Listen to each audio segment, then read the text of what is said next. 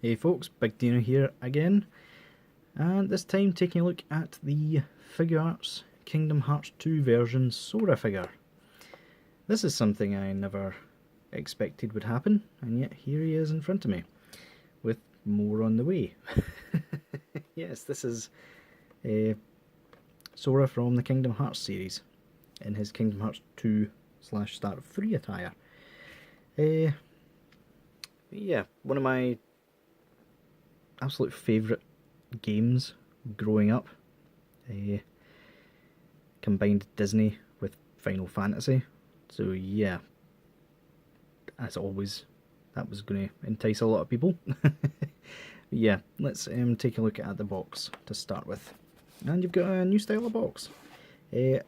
Same sort of thinness as the Star Wars ones, so they're obviously trying to keep packaging to a minimum.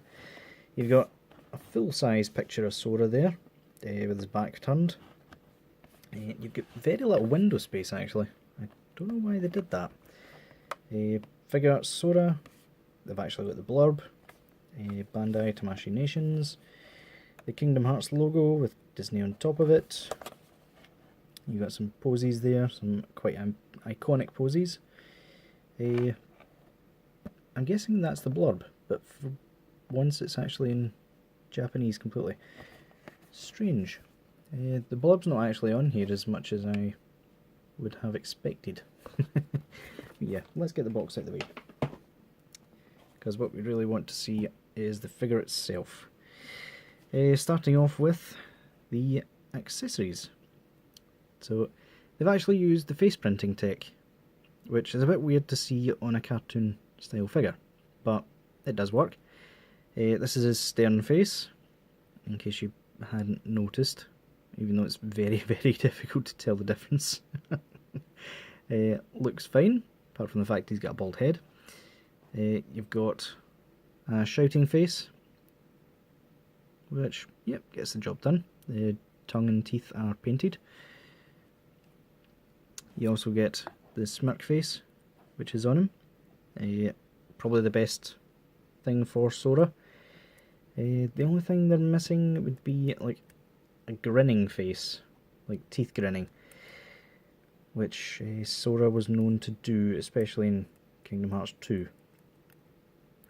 But hey oh, this is how you swap out the faces. I won't be swapping it out for anything different because, frankly, Sora looks best with this smiling face on him. But yeah, here looks good as well.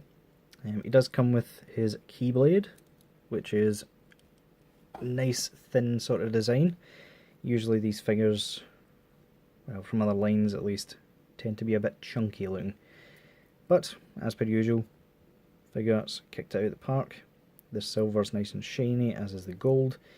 It's a real chain with the Mickey Mouse symbol on the end of it. So yeah, very nicely done on that. And it comes with a few different hands. So you get splayed open hands, nicely painted for the most part. There is a little bit of white bleed, but white paint does tend to bleed on these figures. You get fist hands, again pretty decent. You get Keyblade holding hands. This one, the silver paint's kind of missed its mark there, but it's not all that noticeable, plus I'll only ever use it with the one hand anyway. And you get this special piece as well, which is kind of a pain in the bum, to be honest. It's two pieces that you pop together, and it's supposed to imitate, let me see the box. Yeah, there we go. It's supposed to imitate him using it double-handed, as well as a, oh, what do you call that? I have no idea, I've completely forgotten. It doesn't matter. It's a good look. However, the problem with mine, I don't know if anybody else's is like this, but the actual peg that holds the two together, which is necessary to keep this together because the figure actually struggles to hold it that close together, is quite loose. So yeah, pretty much useless to me. good idea, but kind of poorly implemented, to be honest. The hands are just ball pegs as per usual, however they are quite thick ones, so they're quite easy to change. So yeah, in terms of articulation, he can't look up very far because of his hair.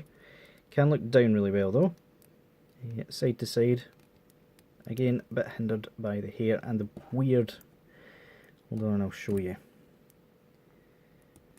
This weird sort of a collapsed peg design that they've got going on. Kind of hinders his sideways movement and makes him tilt his head every so often.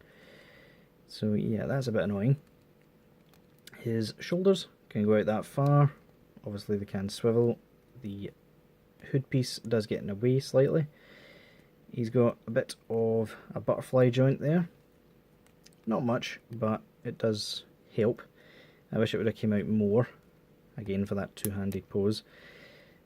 He's got a ball joint up there at the top, which can also double as a bicep swivel. Apologies. He's got a single joint, which... Bear with me 2 seconds. Yep, apologies for that, folks. Apparently one of my lights has just burned out. Yeah, so it'll be a little bit darker for the rest of this. It's a bit more natural coloured. Anyway. So yeah. The actual jacket piece itself would hinder that even if it was a double joint, so they were as well just saving some money there. You've got a swivel above the ball joint as well, which really wasn't necessary because the ball joint at the hand does a fine job anyway. He's got a little bit down, quite a bit back. It seems to be a floating piece here, which makes him look as if he's got a bit of a gut, but can be solved just by moving him forward a bit.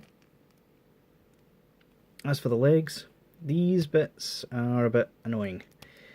Normally they're like that, and he looks very, very small and, well, chunky would be the only word.